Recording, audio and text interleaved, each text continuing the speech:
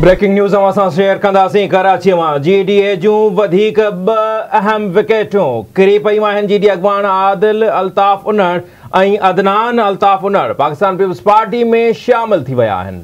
असां ख़बर शेयर कयूं पिया। ब्रेकिंग न्यूज़ आहे। आदिल अल्ताफ़ उनड़ ऐं अदनान अल्ताफ़ उनड़ फरियाल टालपुर सां मुलाक़ात करे पीपल्स पार्टी में शमूलियत जो ऐलान कयो आहे।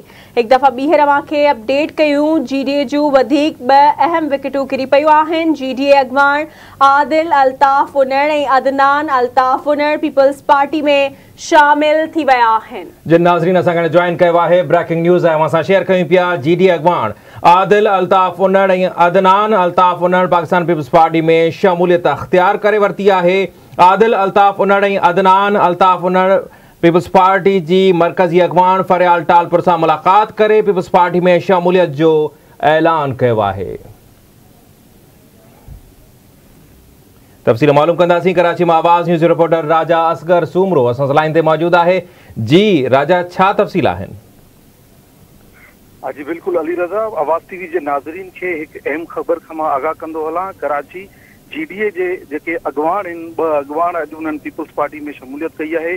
GDA जे अॻवान आदिल अल्ताफ़ उनड़ ऐं अदनान अल्ताफ़ उनड़ पीपल्स पार्टी जे मरकज़ी अॻवान फरियाल टालपुर सां मुलाक़ात कई आहे। मुलाक़ात खां पोइ जेको आहे पीपल्स पार्टी में उन्हनि शमूलियत जो पिणु ऐलान करे छॾियो आहे। मां अव्हांखे ॿुधाईंदो हलां त पीपल्स पार्टी अॻवान फरियाल टालपुर पिणु उन्हनि खे जेको आहे भलीकार कयो आहे। मुलाक़ात में सूबाई सदर निसार अहमद खोड़ो, लाड़काना डिवीजन जे सदर मीर एजाज़ जखरानी, सैयद कायम अली शाह, सोहेल अनवर सियाल समेत ॿिया अहम अॻवान पिणु हुते मौजूद हुआ।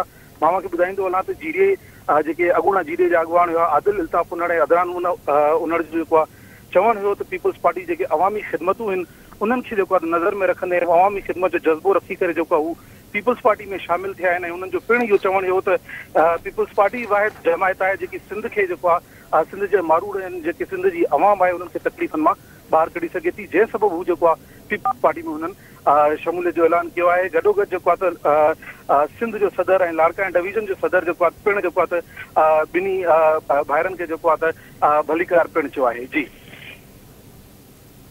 ठीक है राजा, मेहरबानी अवांजी अपडेट करण लाइ। जी नाज़रीन, ब्रेकिंग न्यूज़ असां शेयर कयूं पिया। GDA जूं वधीक ब अहम विकेटूं किरी पयूं आहिनि। GDA अॻवान आदिल अल्ताफ़ उनड़ ऐं अदनान अल्ताफ़ उनड़ पाकिस्तान पीपल्स पार्टी में शामिल थी विया आहिनि।